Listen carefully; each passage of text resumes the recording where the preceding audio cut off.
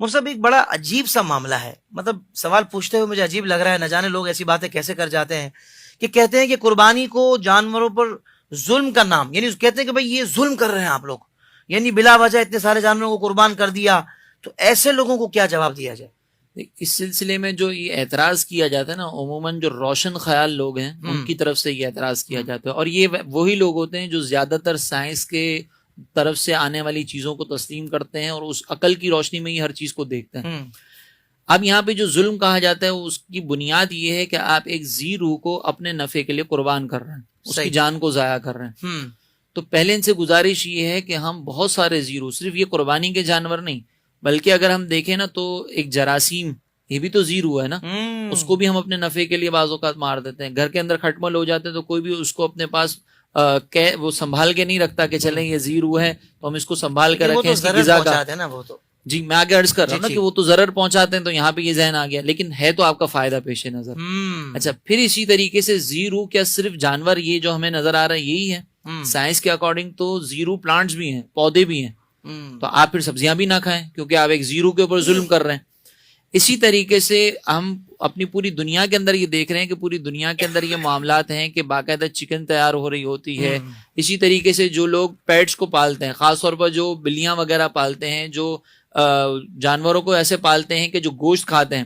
تو اب ان جانوروں کے لیے باقاعدہ گوشت لایا جاتا ہے، تو وہ گوشت بھی جو لایا جا رہا ہے وہ کسی دوسرے جانور کو ذبح کر کے ہی لا رہے ہیں نا۔ تو اس میں وہ جانور جس کو آپ ذبح کر کے لا رہے ہیں، جیسے فش لائی جاتی ہے کیٹس کے لیے،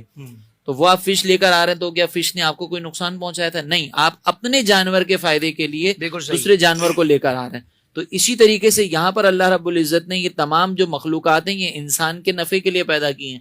تو ہم اسی کے پیش نظر جو ہے وہ پھر قربانی کرتے ہیں، اور یہ اس کو ظلم کہنا، اگر قربانی کا جانور، قربانی کا وقت جانوروں کو ذبح کرنا ظلم ہے، تو پھر جو دیگر امور میں ہم ذی روح کو ذبح کر رہے ہیں، اس کو ضائع کر رہے ہیں، اس کو ختم کر رہے ہیں، تو وہ بھی پھر ظلم قرار دیا جانا چاہیے۔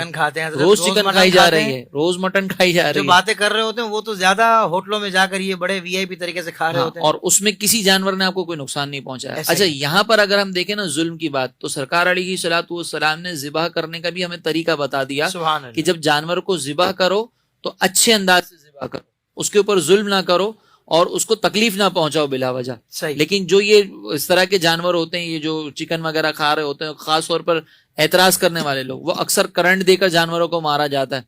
تو یہ کرنٹ دے کر جانور کو مارنا، اس کو کرنٹ دے کر جانور کے اوپر تکلیف پہنچانا، یہ زیادہ اذیت ناک ہے، جبکہ ہمارے یہاں پر ہم چھریوں کو تیز کر کے پھر جانور کو ذبح کرتے ہیں، اس میں زیادہ تکلیف بھی نہیں ہوتی۔ سبحان اللہ، یعنی بڑے ہی اعتدال کے ساتھ قربانی کی جاتی ہے، الحمدللہ۔ جی الحمدللہ، ظلم کا تو کوئی شائبہ بھی نہیں ہے ہمارے یہاں پہ۔ اگر کوئی بالفرض کوئی ظلم کرتا نظر بھی آ جائے نا تو اس کو ہم کنڈیم کرتے ہیں کہ آپ یہ جانور پر ظلم نہیں کریں، کیونکہ سرکار علیہ الصلوۃ والسلام نے ان کی تکریم کو بیان فرمایا۔